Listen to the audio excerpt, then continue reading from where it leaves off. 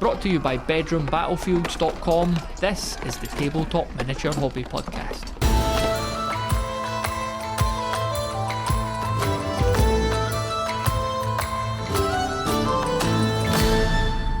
On this episode of the Tabletop Miniature Hobby Podcast, I'm delighted to welcome Hyde. Henry is a prolific writer and podcaster with an impressive list of credentials in the hobby. He launched his Battle Games brand in 1998. He's the former editor and designer of Miniature Wargames magazine, and he's authored a stable of essential books in the hobby, such as the Wargaming Compendium, Tabletop Battle Tactics, Wargaming Campaigns, and his newest release in 2026 is Battle Maps for Miniature Wargamers. Over the years when I was editing magazines, one of the things that I got known for was doing reasonably pretty maps of battlefields for games, right? And so what I've done is, this is where I've been able to, because I've got quite a backlog of stuff I've amassed over the years, I've been able to kind of repackage stuff. And what I did was I looked at all these maps and thought, there's some, they are all really challenging scenarios. They are all, the terrain is almost like a character in the game. The fact that church is there will have an effect on the battle. The fact that muddy field is there has an effect on the battle. The fact that those woods are in that position has an effect on the battle. They present, really proper tactical challenges. But also the fact that, okay, when I first designed map X, Y, or Z, I might have originally designed it for a scenario that was set in World War II, or the Wars of the Roses, or the English Civil War, or for a fantasy game, or, name period of your choice. But actually, when you take away any details that relate specifically to that period, they become generic maps that could be used for anything. Now, quite a few years ago now, I produced a book of scenarios that had been written by Brigadier Charles Stewart Grant, who's still around, and they were called Tabletop teasers. And that volume's still available on my PayHip site, and he's still out there producing more of these things. He's a retired brigadier, and nothing can stop him by the look of things. But what we did is, as an experiment, we took his original Tabletop teasers that had almost all been written for a Napoleonic or 18th century setting, and we set a challenge for a number of kind of, probably I think it was about a dozen well-known wargamers at the time, and quite a few of those guys are still around and with us. And I said to them, right, okay, this was originally set as an 18th century scenario. Please take this scenario and turn it into something else. Change the period, so make it an ancient scenario, make it a sci-fi scenario, whatever you want. And it was fantastic. These guys came back and they'd done exactly that. So we kind of tweaked up the maps a bit, obviously if they'd moved it from the Western Desert in World War II to planet Xenos, that's a very dusty planet, well, obviously I tweaked the map and made it new again to suit the specific scenario. And of course, instead of, German Panzer IIIs and British Crusader tanks, they had goodness knows what sci-fi vehicles rushing around. Obviously changed the force list for that. So effectively, this Battle Maps book that I've done is precisely that kind of thing, where I've taken away any detail that would pin it too much to a specific period and said, right, there you go. Take the map. Here's some ideas of mine that I've done opposite the map. Here's some ideas about how you might wish to adapt it for a different period, for a different genre, for different scales even, because, another thing you can do with a map of a scenario is look at it and say, well, okay, instead of that being a 4-foot wide table, what if it was an 8-foot wide table, or a 2-foot wide table, or I'm playing with 6mm miniatures instead of 28mm miniatures? So many things you can do. So I made some notes along those lines, and then opposite the map, I've deliberately left some space for gamers to make their own notes, and off you go. And, well, it seems to be being quite well received. is all I can say, that people are going, oh, yeah, blimey, I wouldn't have thought of doing that. and that's the thing, isn't it? To me, it's obvious that, well, because I'm a map guy, I can look at any map and say, oh, yes, I would. Even this, here's something I don't know about you, if you do this, Matt, or if you're taking a journey on the train in particular, where I find my mind wanders and I'm looking out the window at the fields going past, I'm thinking, oh, yeah, I'd know how to defend that wood in the distance there. How sad is that? I look at the world around me. I go to the local park and think, oh, yeah, that's a good position for a machine gun. It's How would I defend the climbing frame? exactly. Or what if the climbing frame was, it was, part of an Empire fortress or something like that? How would I attack that Empire fortress, and do a kind of airborne landing around it? What all that kind of stuff. I'm 65, but I'm still 5 inside my head, But so effectively, doing the battle maps book is precisely that, and it's a way of, because I think I've included like 52 maps in this, one for every week of the year or something. So for whatever few quid it is, I think it's pretty good value for money that you've got a scenario ready map for every week of the year. So that's what that book was, mate. So if you're known well for your maps, you're also known well for your Imagi-Nations stuff as well. Talk to us a wee bit about that. Oh, blimey. Yeah. Now, this dates back.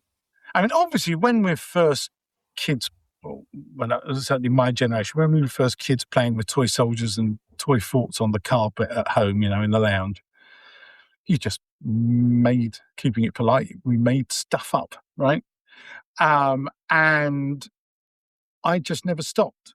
And then the big breakthrough for me was in 1971, the publication of that great book by Charles Grant Sr., sadly now departed, Charles Grant Sr., The War Game, 1971, in which to me, and this was a revelation to me, this was the first proper war games book I found in the local library at the time. And so I found this book, and blimey, of course, it had a colour cover, because this was 1971, but all the pictures inside the book were in black and white. So, all these black and white photographs depicting all these wonderful marching Spencer Smith 30mm miniatures. And for people that don't know, Spencer Smith was a company that ran for a long time, started by a very eccentric chap called Ronald W. Spencer Smith, using plastic castings, but we're not talking about modern polythene. He had goodness knows what he put in his recipe that went into the pot. Very strange plastic that means that the vintage figures I've got now, many of them have developed this very strange kind of plastic rot. But that's for another conversation, but I digress. But the thing about Charles Grant he was fascinated by the 7 Years' War in Europe, 1756 to 1763, and the War of the Austrian Succession that had been slightly before that in the 1740s. And he, instead of just, collecting and painting Prussian and Austrian and British and French miniatures, he obviously was a man who should have been a fashion designer. He came up with his own uniforms and stuff. And more importantly than that, he created completely fictitious nations to fight out his battles. And famously, the two best known were Die Vereinigte Freie Städte, the United Free States, and the Grand Duchy of Lorraine, which is sort of a France-type country, as you can probably hear. And so all his battles and campaigns were fought out between these two belligerents, the Vereinigte Freie Städte and the Grand Duchy of Lorraine. And so all the captions of his photographs were of these fictitious units, the Löwenstein Earls Grenadiers, or whatever it happens to be. And they, as a young child, and I was a sensitive young child. I actually lost my dad just a few months before I found this book. And it just, like with the duckling, it imprinted on me. And that book I can't remember it word for word, but I've got 2 copies of it on my shelf next to me here. I have a shelf full of old school books. And that book just absolutely imprinted on me. And more than that, it imprinted the book itself, a love of the 18th century as a wargaming period. And also this idea that, so it's okay to make stuff up. Here's a perfectly grown man. I think he was a detective inspector and he'd served in the RAF during the war. This is a proper grown-up man who's making this stuff up. He doesn't mind that people might poke fun at him because he's not just fighting with Prussia and Austria and France and what have you. He's made up these countries. And that stuck with me. And so it was kind of later on when I was at university. I went to Sussex University, did a history degree, but I spent a year abroad in Germany as part of that degree. And I was over there in student digs and stuff in Augsburg in Bavaria. And in the middle of the winter, I can tell you, it gets really cold. And there's like several feet of snow outside the door. And you're stuck in your room shivering and, on whatever was left of my student grant that I hadn't spent on beer. So I wasn't going out anywhere. And my mind started turning over and I just started scribbling some notes in this little notebook that I had, and out of my head popped 2 names, Prunkland and Faltenland.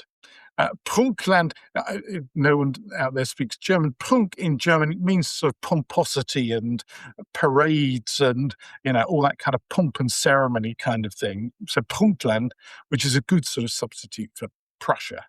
And Faltenland, just means the folded land, So in other words, you immediately get an impression of somewhere that's mountainous or hilly, it might be somewhere like Scotland, actually. And so they were born, and I started doodling and coming up with some names of people and places, and did my first little scribbled map of, these 2 countries that border one another. And there's a big river that flows between them called the Sturmwasser. And then what you do when you've made up your countries, obviously you start coming up with completely ridiculous ideas for going to war with each other. Which, as a student of history, I can tell you, actually, some of the things that really happened historically in the 17th and 18th century that led to real wars were far more stupid and silly than the things that I came up with, right? It's a very complicated period when Europe was divided up into these hundreds of tiny little principalities and dukedoms and little states and things, It was chaos, really. And many of them at one time or another were at each other's throats or providing mercenary troops to fight in someone else's war against someone else. So, the research ground was very, very fertile for my imagination. And there I was in Germany at Augsburg University, and their library, of course, had many, original German language works to read about stuff that had gone on during that period. Most of it printed in a Gothic script that didn't make it easy to read, I have to tell you, but it was, it was fun. And so that kind of started up. And then when I got back to the UK, one of my pals, Guy Hancock, who was also a war gamer, and we got, we increasingly, spent more time together playing war games of all kinds, including vast, long, and pointless episodes of Avalon Hill's Squad Leader, which that's a conversation for another time, but that kind of took up quite a lot of our time and energy. But yes, I started developing these 2 countries, and Guy agreed to take the role of it was the Queen of Faltenland, Queen Ingrid of Faltenland, against my King Ludwig of Prunkland. And so we started a long-running campaign, the first of several long-running campaigns, one of which I've actually written a book about. And so it just kind of grew. So once I had the 2 countries, and I realized I was a bit of a nut for making maps, and so obviously turned this into quite an interesting process of taking something that had just been inside my head and turning it into a kind of strange reality. And obviously raising and naming all the regiments. And that's when, I had some Spencer Smith miniatures when I'd been at school, actually, but only had a few, like a couple of dozen, I think. And most of them had belonged to one of the other lads at school. So then, obviously, like most kids my age, I started amassing vast armies of Airfix miniatures. And so some of the early games with Guy were played with Airfix miniatures. And then we discovered, I think it was Essex Miniatures 15mm scale. So we started collecting in 15mm. And then I discovered Heroics and Ross 1/300. So started collecting in 1/300 scale. And it's much, much later in my life that I've actually managed to amass a quite considerable number of Spencer Smith miniatures that are suitable for the 18th century. And so the armies I've now got for this Imagi-Nations thing are, they're vast compared to what I used to have. But it's taken me a long time. And, but that's kind of how it started. So these campaigns started. And so, I discovered I loved playing campaigns, but there was only me and Guy. So we had to do a gentleman's agreement that, I was, and a lot of people would be squinting when I say this. Not only was I Prunkland, but I was also the impartial umpire, right?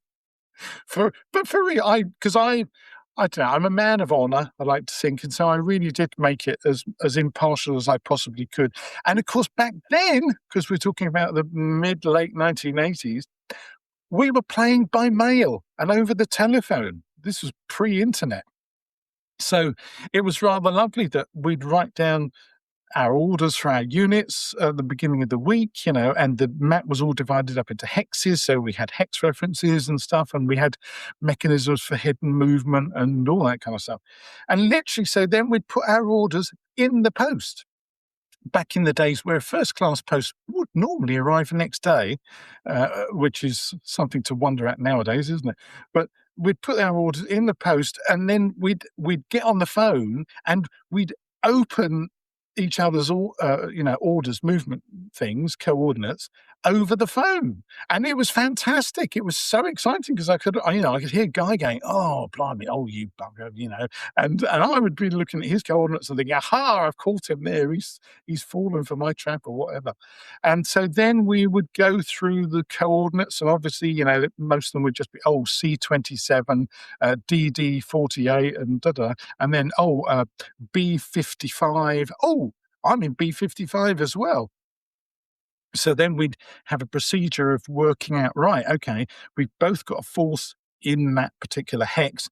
Right, how much do we find out? And we'd already calculated the like with Dungeons and Dragons, the intelligence, initiative, courage, charisma, and all that of the commanders. So depending on the intelligence of the person on the spot, that would determine how much information they would be likely to find out about the opponent's forces, right? And then once you've had that, so it might just be really vague and say, oh, yeah, there's at least a brigade in that hex. And you'd be thinking, oh, blimey, I've only got a squadron of cavalry there, right? But then he might have a lousy intelligence roll and might not get any more information about what's my forces in that hex. And so at that point, he might be thinking, oh, blimey, oh, crikey, what if he's got more troops in there than I have? And just my reconnaissance has been lousy. Oh, perhaps I should retreat back out of the hex. And so there would be occasions like that where a single squadron of cavalry might effectively force an entire brigade backwards because their reconnaissance had been so bad, And then if both sides felt like, oh, right, actually, we can tell we've got nearly equal forces and let's have a look. Then I would draw up a more detailed map, a much more detailed map of kind of the center part of that hexagon with, roads and bridges and hills and trees and vineyards and whatever it happened to be. And then we would sort of decide, okay, right, do I actually want to fight on this ground or do I not?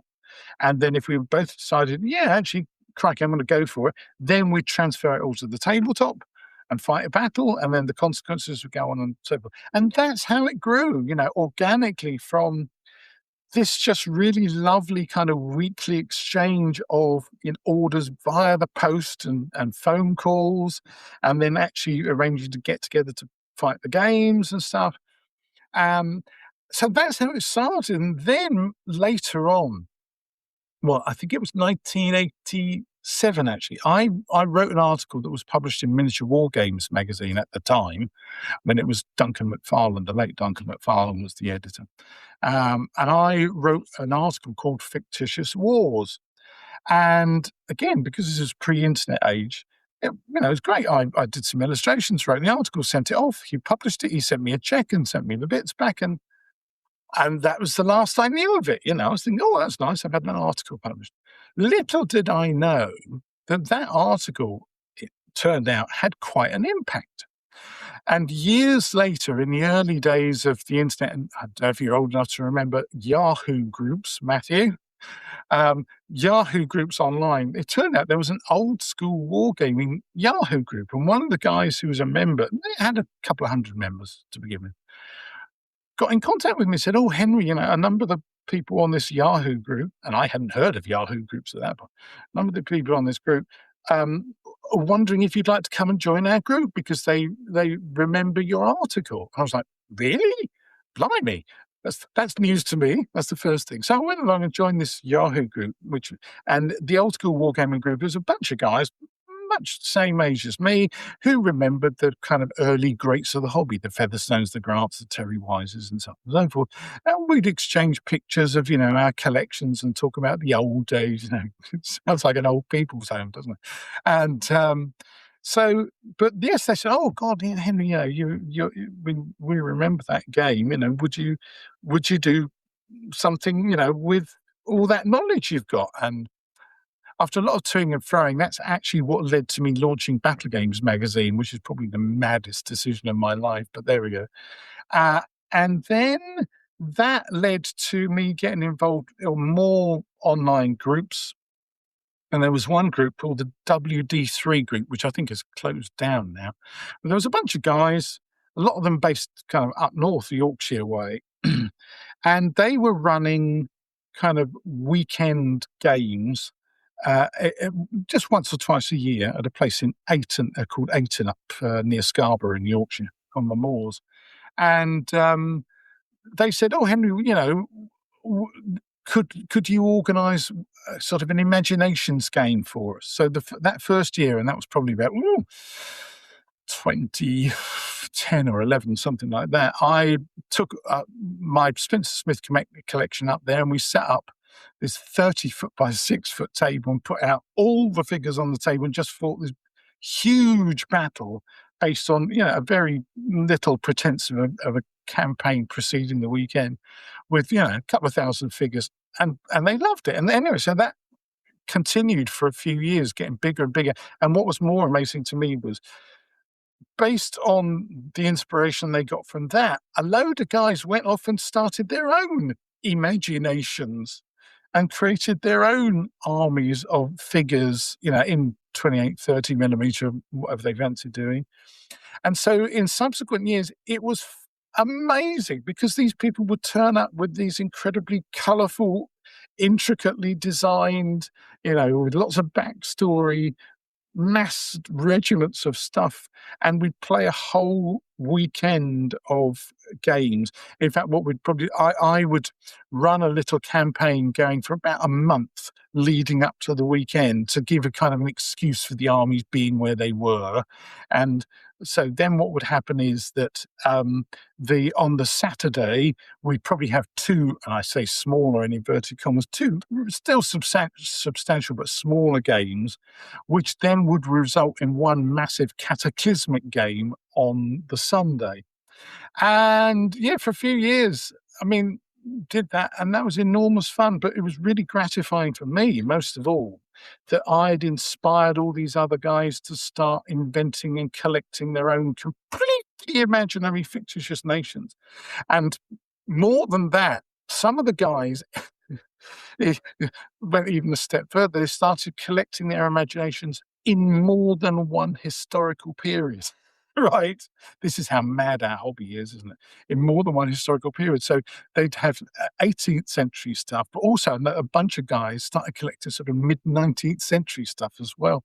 And I believe they've done other things. And I've started to do something similar. I've started an Ancients campaign with a different set of imaginations. I've got an Ancients army called Bizarbia, which is sort of a mixture of the Byzantines and Arabs, right? Hence the name Bizarbia, which is great fun. And I'm also moving my imaginations further forward in history as well. I've started collecting what would happen if by 1940, say, Punktland had become Großpunktland and was attacking the French nation of Grand Nuits.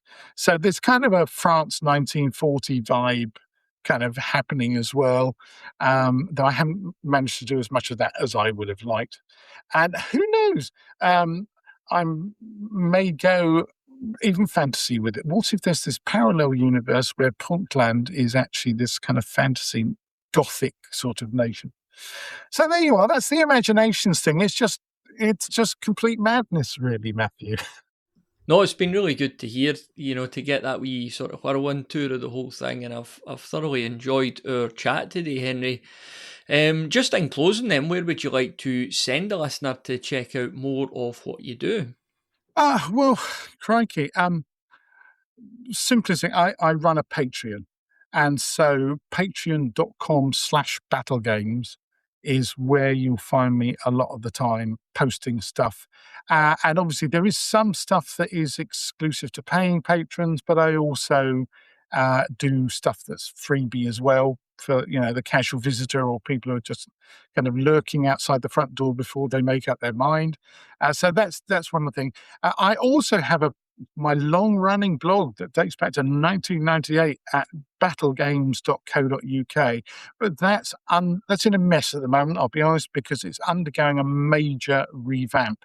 Because obviously I'm in the process of trying to transfer across a lot of the stuff I've done on the Patreon site for the last, crikey, it's a few years I've been doing the Patreon now, to get it over onto my WordPress site. And anyone who's done website work in the past knows that, that's not an easy process.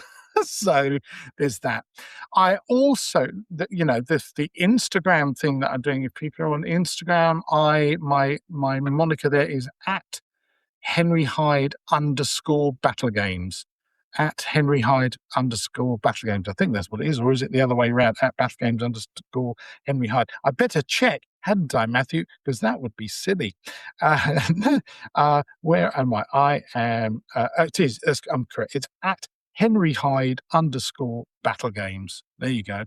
I have got another Instagram account that's basically dormant at the moment because the battle game side of things has totally taken over.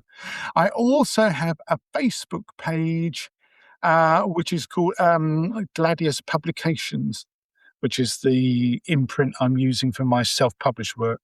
And to be fair, that's also been going bonkers lately. It's climbed from about 200 followers to, I think it's heading to 4,000 odd followers there as well.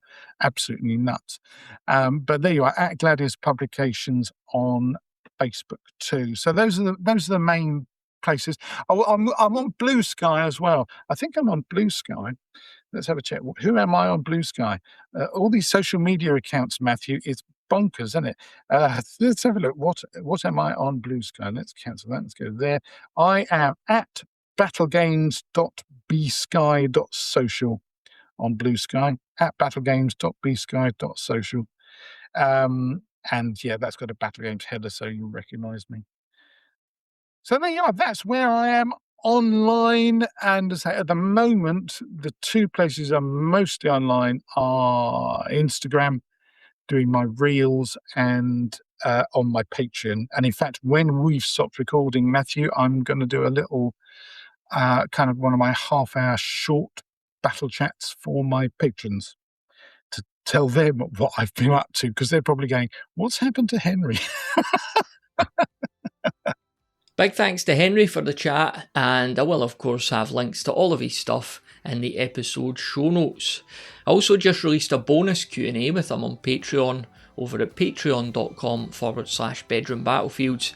So please do check that out if you're keen to hear more from him. We talked a fair bit about miniature painting as well as the hobby project that he's always intended to start.